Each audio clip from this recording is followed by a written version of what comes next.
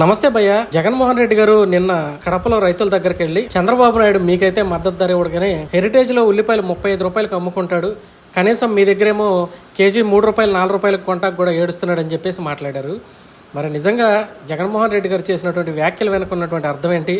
చంద్రబాబు నాయుడు గారు హెరిటేజ్ లో ఉల్లిపాయలు అమ్ముకుంటున్నారా?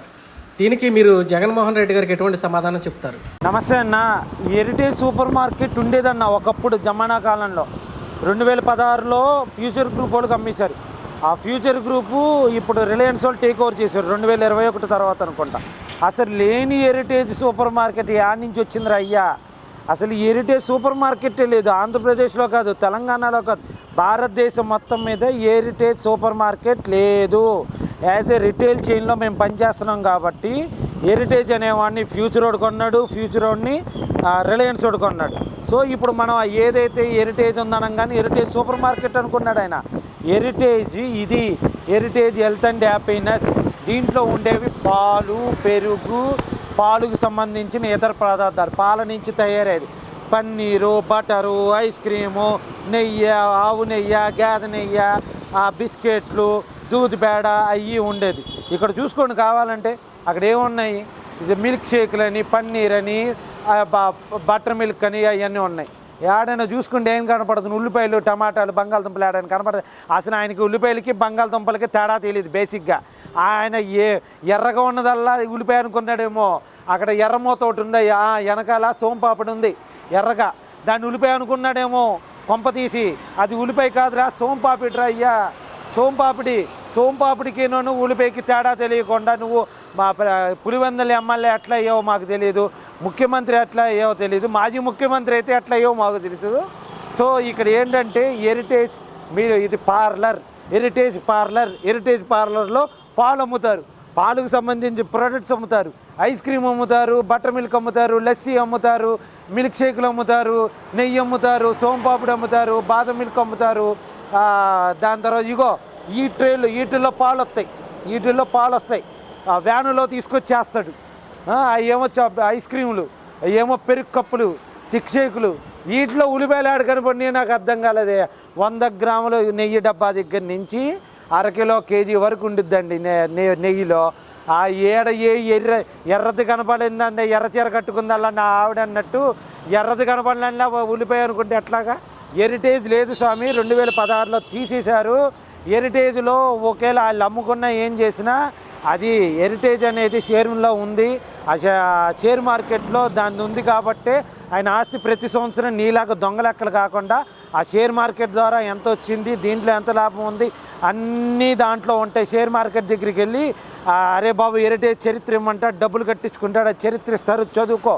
నీలాగా మా జీవీ రెడ్డి గారు చెప్పారు, ఈ బంచ్ ఏంటి నీ దగ్గర ఈడీ అటాచ్మెంట్ చేసినాయి, ఈ బంచ్ ఏంటి ఫెమా చట్టాలు, ఈ బెంచ్ ఏంటి సిబిఐ అటాచ్మెంట్, అన్నీ ఒక బంచులుగా ఇచ్చారు. అట్లానే షేర్ మార్కెట్ ఆఫీస్ బాంబేలో ఉండిద్ది, ఆడిపోయి బంచులుగా ఇస్తారు. ప్రతి సంవత్సరం అయిపోయి వాల్యూ ఎంత ఉంది, ప్రతి సంవత్సరం షేర్ వాల్యూ ఎంత ఉంది అన్నీ చెప్తారు. సో అట్లాగా ఆయన ఆస్తి సంపాదించుకో. ఈ heritage parlour, heritage super market కాదురా చిన్న, హెరిటేజ్ పార్లర్. పార్లర్లో పాల ప్యాకెట్లు, పాలకు సంబంధించి అప్పుద్ది. సూపర్ మార్కెట్ అన్నీ అమ్ముతారు. సూపర్ మార్కెట్కి పార్లర్కి తేడా తెలియకుండా నువ్వు ఎట్లా అయ్యావరయ్యా మాకైతే అర్థం కాలేదు భయ్యా. మరి నిన్న పులివెందుల పర్యటనకు సంబంధించి జగన్మోహన్ రెడ్డి గారిని ఎవరు కలవాలన్నా కూడా విఐపి పాస్లు అయితే జారీ చేశారు. మరి ఒక మాజీ ముఖ్యమంత్రి, ప్రస్తుతం అయితే పులివెందుల ఎమ్మెల్యేనే, మరి ఈ సంస్కృతి గతంలో ఎక్కడా లేదు. ఆయన ఇట్లా పాస్లు జారీ చేయడం ఎలా చూస్తారు అన్న? నేను హైదరాబాద్లో ఉన్నానన్న, ఓ 2-3 సంవత్సరాలు ఉన్నా. అప్పుడు ఉన్నప్పుడు సినిమా ఆడియో ఫంక్షన్లు జరిగేవి. ఆడియో ఫంక్షన్ జరిగినప్పుడు ఏదైతే ఇండియా డిస్ట్రిబ్యూటర్ ఆఫీస్కో లేకపోతే ఫ్యాన్స్ ఆఫీస్కి అడిగి వెళ్ళి అన్న ఒక పాస్ అన్న ఒక పాస్ అన్న, నార్మల్ పాస్ అన్న, వెనక్కి కూర్చొని నేను చూసాను, మేము అడిగిన రోజులు మాకు గుర్తుకొచ్చినాయి. అసలు విఐపి పాస్ ఏంటి, వివిఐపి పాస్ ఏంటి? ఎలక్షన్ ఒకరి ఎమ్మెల్యేని కడవడానికి వివిఐపి పాస్ లేదురా నాయన. ఇప్పుడు మా ఎమ్మెల్యే గారు ఉన్నారు, బండి తీద్దాంపా, ఆయన ఆఫీస్లో ఉంటారు, సార్ ఇది మా పరిస్థితి ఇది అని అంటే ఓకే రాసుకుంటారు. ఆయన ఇక్కడికి వచ్చినప్పుడు తెలుసుకుంటారు, ఆ ప్రాబ్లం ఏంటమంటే రాసుకుంటారు, అన్నీ జరుగుతుంది. మరి ఆయన పెట్టుకోలేదే విఐపి పాసు. అసలు నీకేందో నువ్వు ఇప్పటికీ కూడా నీకు అర్థం కాదు ఏంటంటే, పులివెందుల ప్రజలు మొన్న నీకు ప్రజలు అక్కడ ఉన్న కార్యకర్తలు కానీ ఎవరిని కలవపోవడం మూలంగానే కానీ నీకు డిపాజిట్ కూడా పోయింది. ఆడికి పోయి సినిమా హీరో అంటే నువ్వేనా సినిమా హీరోవా? విఐపి పాసులు, వివిఐపి పాసులు, డైమండ్లు, గోల్డ్, సిల్వరు ఇవన్నీ పెట్టుకోవడానికి పాసులు, ఇవన్నీ దేనికి? ఎన్ని సినిమా హీరోలకి. నువ్వు హీరో కాదు, జీరో. ఎంటైర్ భారతదేశం పొలిటికల్ హిస్టరీలో జగన్మోహన్ రెడ్డి అనేవాడు ఒక జీరో. ఆ జీరోని చూడడానికి విఐపి పాసులు అవసరం లేదు. అతను చెప్పే బట్టి చెప్పడానికి అవసరం లేదు. ఏమీ లేదండి. ఆ విఐపి పాస్ ఒకటి వేశారు, ఇతను ఏదో హీరో చేద్దాం అనుకున్నారు, అతనికి జీరో అయ్యాడు ఆఖరికి. అసలు రాజకీయ నాయకుడికి విఐపి పాసులు అవసరం. అయ్యా కోళ్ళ పంజాలు రయ్యా, కోడి పంజాలకి భీమవరంలో పాసులు వేస్తారు. ముందు చూసే వాళ్ళకి అటు వెనక పంజాలు కట్టే వాళ్ళకి వేస్తారంటే నాకు కూడా తెలియదు. నేను ఆడను, నాకు సంబంధం లేదనుకోండి. చెప్తున్నా, ఎవరో చెప్పింది చెప్తున్నా మీకు. నేను కోడి పంజాలకి పాసులు వేయడం చూసా, లేకపోతే ఆడియో ఫంక్షన్కి పాసులు వేయడం చూసా, లేకపోతే పాడుతా తీయగాకి పాసులు ఇచ్చేవాళ్ళు. పాడుతా తీయడానికి, లేకపోతే ఏమైనా రియాలిటీ షోలు, సంక్రాంతికి సంబరాలు, ఇట్లాంటి వాటికి జీ తెలుగు, మా టీవీ ఊరూరా ప్రోగ్రాములు చేస్తుంది. వాటికి విఐపి పాసులు చూసాం, వివిఐపి పాసులు చూసాం. ఏదైనా ఫంక్షన్లు జరిగితే విఐపి పాస్. ఇప్పుడు ఏంటి చెప్పాలంటే దీపోత్సవాలు జరుగుతాయి విజయవాడలో, దానికి విఐపి పాసులు ఇస్తారు. అయ్యి చూసాం. ఫస్ట్ టైం నేను చూడడం అయ్యా, ఒక ఎమ్మెల్యేకి వెళ్ళి మా సమస్య చెప్పుకోవడానికి విఐపి పాస్ చేశాడంటే అది జగన్మోహన్ రెడ్డికే సాధ్యమైంది. మరి నిన్న వైఎస్ఆర్ గారి వర్ధంతికి సంబంధించి కార్యక్రమం జరుగుతున్నప్పుడు కన్నతల్లి విజయమ్మ గారు దగ్గరకు వచ్చి మాట్లాడాలని ప్రయత్నించిన, దగ్గరగా వెళ్ళాలని చూసినా కూడా జగన్మోహన్ రెడ్డి గారు కనీసం తలపించుకోని పరిస్థితి. మరి తల్లి చెల్లి పట్ల జగన్మోహన్ రెడ్డి గారికి ఎటువంటి అభిప్రాయం? అసలు ఆయనకి డబ్బు మీద తప్ప ఎవరి మీద ఏవలేదండి. డబ్బే ఆయనకి. డబ్బు. ఆ డబ్బుతో మొన్న చూసాం కదా, కల్తీ మద్యం అమ్మాడు. ఆమె ఏదో ఆ ఆస్తి వాటా కోసం అని చెప్పి, అది ఆమె వాళ్ళ ఆయన కష్టపడి సంపాదించింది కూడా కాదు, జనం నెత్తిన సొమ్ము, దొబ్బిన సొమ్ము కోసం అని చెప్పి కోర్టుకి ఎక్కారు. ఆ కోర్టుకి ఎక్కితే సెబియో ఏదో క్రిమినల్ తీర్పిచ్చింది, అది ఈయనేనని చెప్పి. ఆస్తి కోసం తల్లిని కాదు, చెల్లిని కాదు, ఎవరిని కూడా లెక్క చేయడు. జగన్మోహన్ రెడ్డికి డబ్బే రూపం. ఆ చిన్నపిల్లడి దగ్గరికి వెళ్ళి బుగ్గలు నివరాడు, జుట్టు నివరాడు, ఏం నివరాడో ఏందో కానీ అర్థం కాలేదు. కానీ తల్లిని అయితే పట్టించుకోలేదు.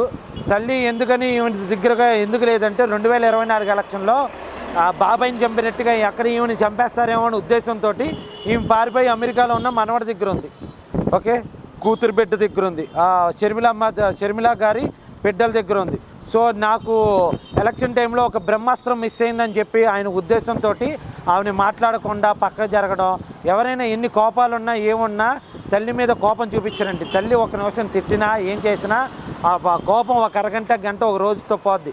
కానీ ఇంత పగ ఇంత పెట్టుకుని ప్రజల్ని ఈయనేం చూస్తాడు, ప్రజలకి ఏమి సంక్షేమ పథకాలు అందిస్తాడు, ప్రజల్ని ఏమన్నాడు, రాష్ట్రంలో ఉన్న వాళ్ళందరినీ అక్క చెల్లెములు అన్నారు, తల్లినే చూడనోడు అక్క చెల్లెములు ఇంకేం చూస్తాడండి. సో ఆయనకి డబ్బు మీద తప్ప ఎవరి మీద ప్రేమ లేదు, ఆయనకి డబ్బే ముఖ్యం. అందుకనే ఆ తల్లి చెల్లిని కూడా గాలి వదిలేసి ఈరోజు తిరుగుతున్నాడు. సో ఇక్కడ నుంచి అడుగుతుంది ఏంటంటే, తల్లినే చూడనోడివి మాకేం చూస్తావయ్యా అని చెప్పి ప్రజలు అడుగుతున్నారు. భయ్యా, మరి చంద్రబాబు నాయుడు గారు రైతులకి మద్దతు ధర ఇవ్వట్లేదని చెప్పేసి జగన్మోహన్ రెడ్డి గారు మరి నిన్న మాట్లాడుతున్నారు.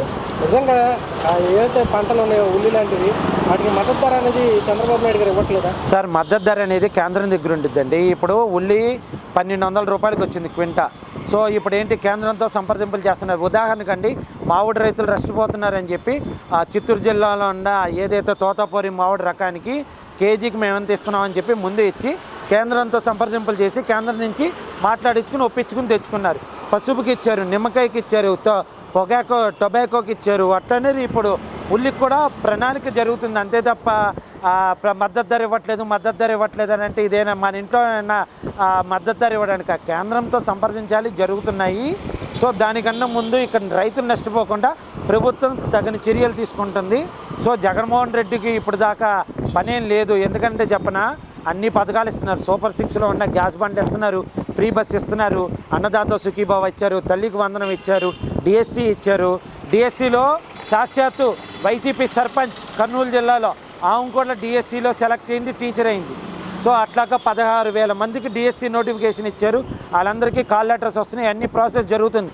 సో ఇప్పటికి ఆయనకి ఏమీ పనేం లేదు కాబట్టి రైతుల దగ్గరికి వెళ్ళి 2 కన్నీటి చుక్కలు, మన ఏదో సినిమాలో కృషి సినిమా ఏదో సావిత్రి గారి సినిమాలో అనుకుంటా, ఈ కంటి నుంచే 2 చుక్కలు రావాలన్నట్టు చెప్పినట్టుగా రైతులకి ఇప్పుడు ఆయనకి ఏం పని లేదు కాబట్టి, ఆయన పార్ట్ టైం పొలిటీషియన్ కాబట్టి, ఆంధ్రప్రదేశ్కి అప్పుడప్పుడు వచ్చే పొలిటీషియన్ కాబట్టి, పులివెందులకు కూడా అప్పుడప్పుడు వెళ్తాడు కాబట్టి, పులివెందుల ఎమ్మెల్యే కాబట్టి ఆయన అక్కడ విఐపి పాసులు పెట్టుకుని ఏదో అక్కడ రైతులకు గిట్టుబాటు ధర లేదని అమ్మను గాలికి వదిలేసి అన్నీ వదిలేసి ఏదో చేసుకున్నాడు, కానీ దానివల్ల ఉపయోగం ఏమీ లేదు.